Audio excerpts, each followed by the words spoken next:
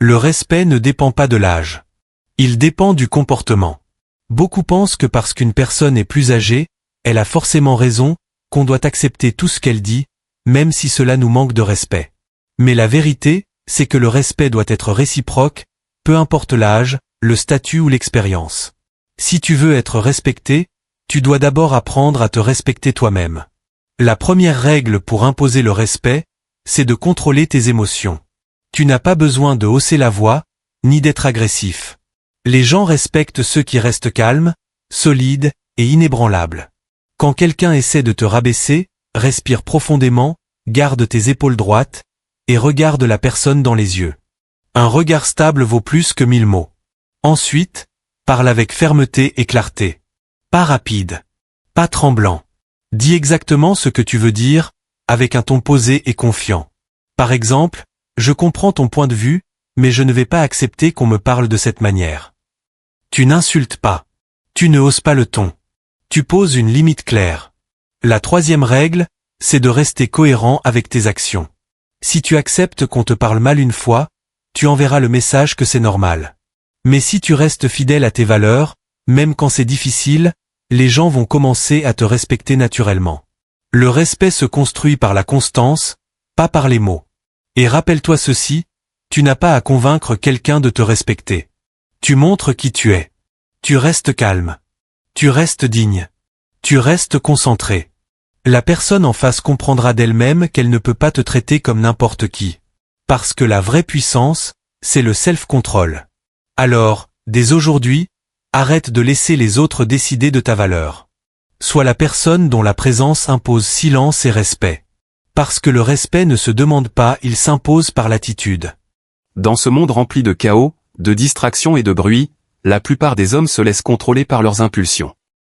Ils réagissent à tout, à une provocation, à un message, à une émotion passagère, à une critique.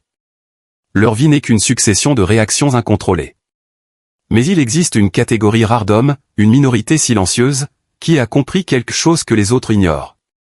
Le pouvoir le plus dangereux n'est pas de contrôler les autres, mais de se contrôler soi-même. Le contrôle de soi n'est pas naturel.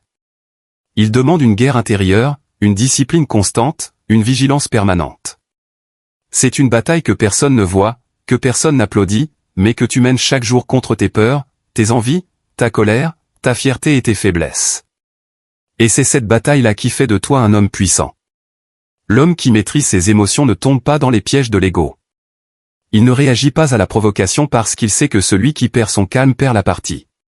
Quand les autres crient, il reste silencieux. Quand les autres paniquent, il avance lentement. Quand les autres s'effondrent, il reste droit. Sa force ne se voit pas dans ses muscles, mais dans sa stabilité. Un homme qui n'a pas de contrôle intérieur est fragile. Il explose pour rien. Il se laisse manipuler. Il change d'état selon l'opinion des autres.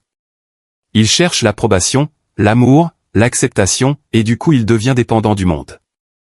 Mais un homme qui se contrôle devient indépendant, solide, imprévisible. Et l'indépendance est la forme ultime de pouvoir. Beaucoup d'hommes cherchent à dominer les autres, à prouver leur valeur, à impressionner. Mais un homme véritablement puissant n'a rien à prouver. Il ne cherche pas à briller. Il laisse les résultats parler. Il ne demande pas le respect. Il l'impose par sa présence, par sa discipline, par son calme, par son silence. La maîtrise de soi, c'est aussi contrôler ce qui sort de ta bouche. Les mots peuvent construire un empire ou détruire une vie. Un homme fort ne parle pas quand il est en colère, ne promet pas quand il est heureux, ne décide pas quand il est blessé. Il sait attendre. Parce qu'il comprend que chaque mot a un prix, et chaque action une conséquence. Le contrôle de soi, c'est résister à tes pulsions les plus basses. La paresse, la peur, la nourriture, la luxure, le besoin de validation, la dépendance, le téléphone, la comparaison. La plupart des hommes sont esclaves de leurs envies.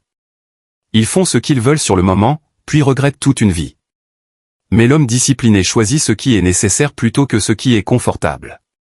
Il fait ce qui est difficile maintenant, pour obtenir ce qui est extraordinaire plus tard. Et voici la vérité que peu veulent entendre.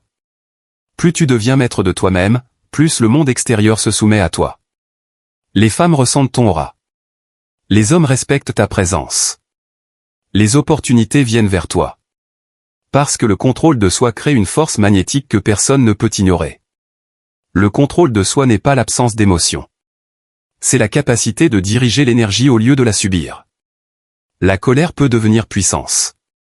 La peur peut devenir motivation. La douleur peut devenir carburant. Mais seulement si tu la canalises. Alors voici une règle simple. Si quelque chose te fait perdre ton calme, tu lui donnes ton pouvoir. Si quelqu'un peut te contrôler émotionnellement, il te possède. Mais si tu restes maître de toi, tu deviens maître de ta vie. Chaque jour, tu as deux choix. Être l'esclave de tes réactions ou être le roi de ta conscience.